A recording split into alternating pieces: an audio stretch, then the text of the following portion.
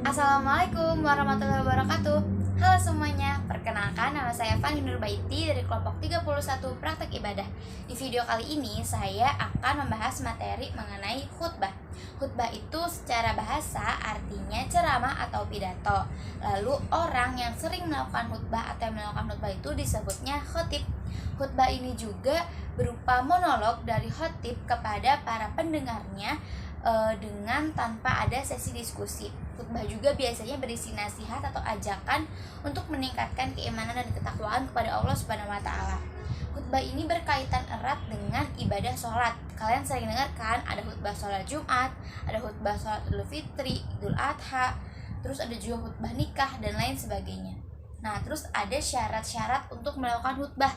Nah, ini ada syarat untuk melakukan khutbah sholat Idul Fitri dan juga sholat Idul Adha. Pertama, khatibnya itu harus laki-laki. Terus khatibnya harus suci dari hadas kecil maupun besar, harus menutup aurat, dan juga khatibnya melakukan khutbah dengan posisi berdiri jika mampu. Lalu khutbahnya itu didengarkan oleh minimal 40 orang jemaah. Lalu ada juga syarat untuk melakukan khutbah di hari Jumat atau khutbah sholat Jumat. Yang pertama syaratnya khatibnya sama, harus laki-laki, suci dari hadas, menutup aurat, berdiri jika mampu, khutbah didengarkan oleh minimal 40 orang, dan yang membedakan adalah khutbahnya itu dilakukan di saat waktu zuhur dan dilakukan setelah azan keduanya.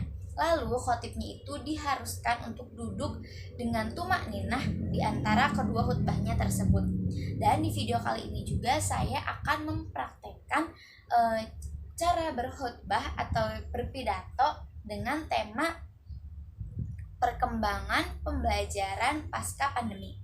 Mari dimulai. Assalamualaikum warahmatullahi wabarakatuh. Alhamdulillahirrahmanirrahim, ya Rahman ya Rahim. Asyhadu alla ilaha illallah wa asyhadu anna Muhammadar Rasulullah. Allahumma sholli ala sayyidina Muhammad wa ala ali sayyidina Muhammad.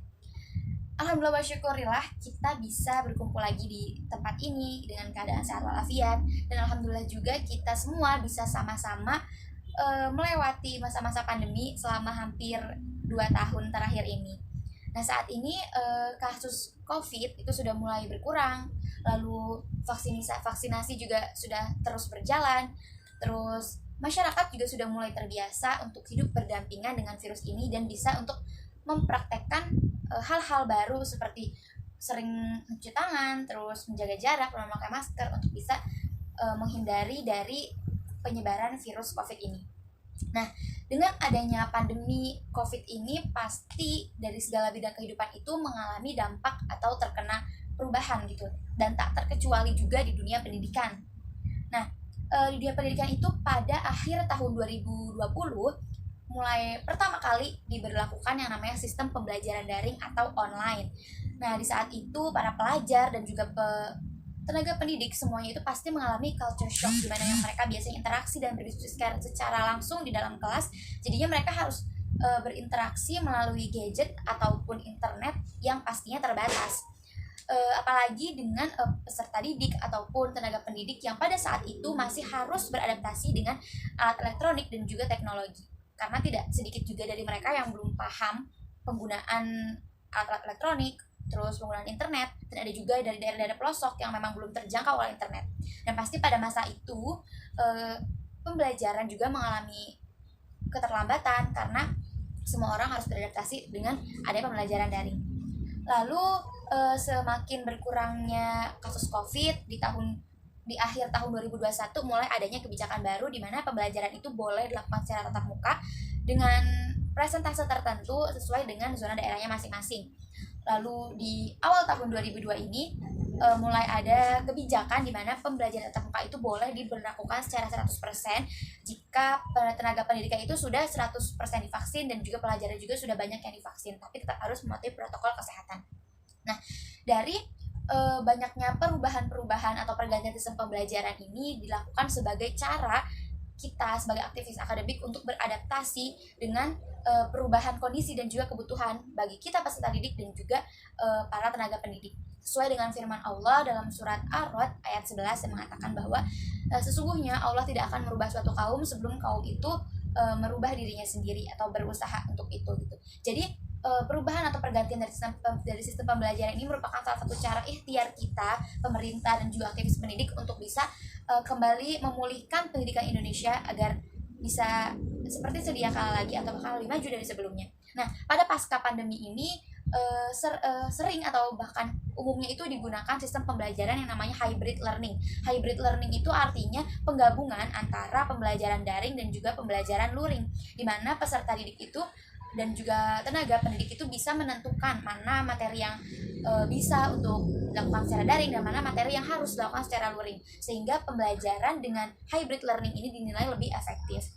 Nah, dalam pembelajaran daring ini biasanya dikenakan dua model pembelajaran. Yang pertama ada synchronous learning dan juga asynchronous learning. Kalau yang synchronous learning ini masih ada interaksi secara langsung dari peserta didik dan juga tenaga pendidik melalui Zoom meeting ataupun Google Meeting. Sedangkan dengan model asynchronous learning itu tidak ada interaksi secara langsung antara guru dan juga murid dalam melakukan pembelajaran. Contohnya itu seperti guru yang mengunggah materi pembelajarannya ke YouTube atau murid yang mengunggah video hasil home eksperimen yang mereka di rumah ke YouTube untuk dinilai oleh gurunya dari video, seperti itu.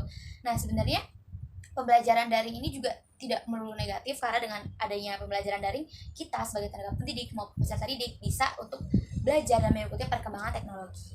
Terus ada juga yang untuk pembelajaran luring itu biasanya dilakukan oleh materi-materi yang menghususkan atau mengharuskan menggunakan fasilitas tertentu dari sekolah ataupun kampus, misalnya kayak laboratorium atau alat-alat dan zat-zat yang berbahaya yang tidak ada di rumah. Nah, itu harus dilakukan secara luring karena di masa pasca pandemi ini kan sudah wajar untuk kita melakukan pendidikan atau pembelajaran secara tatap muka. Lalu dengan adanya hybrid learning ini juga diharapkan bisa mengatasi learning loss pada saat pembelajaran daring, yaitu pada saat pembelajaran daring pasti ada aja peserta didik yang tidak maksimal dalam pembelajarannya, bisa karena kurangnya fasilitas, karena internetnya tidak ada, atau juga karena kurangnya motivasi, karena mereka jenuh, kurangnya interaksi dengan teman-teman dan juga gurunya.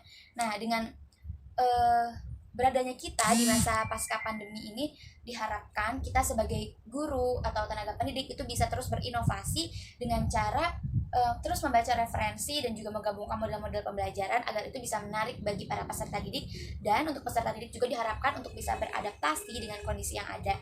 Dia harus bisa beradaptasi dengan pembelajaran mau yang daring ataupun mau yang luring, dan juga peserta didik itu harus bisa mengoptimalkan waktu mereka baik itu saat pembelajaran daring ataupun luring, dan juga bisa manage waktu dan juga diri mereka agar bisa terus belajar walaupun dari adanya banyak keterbatasan saat ini. Nah, sekian pemaparan dari saya, semoga bermanfaat. Wassalamualaikum warahmatullahi wabarakatuh. Terima kasih.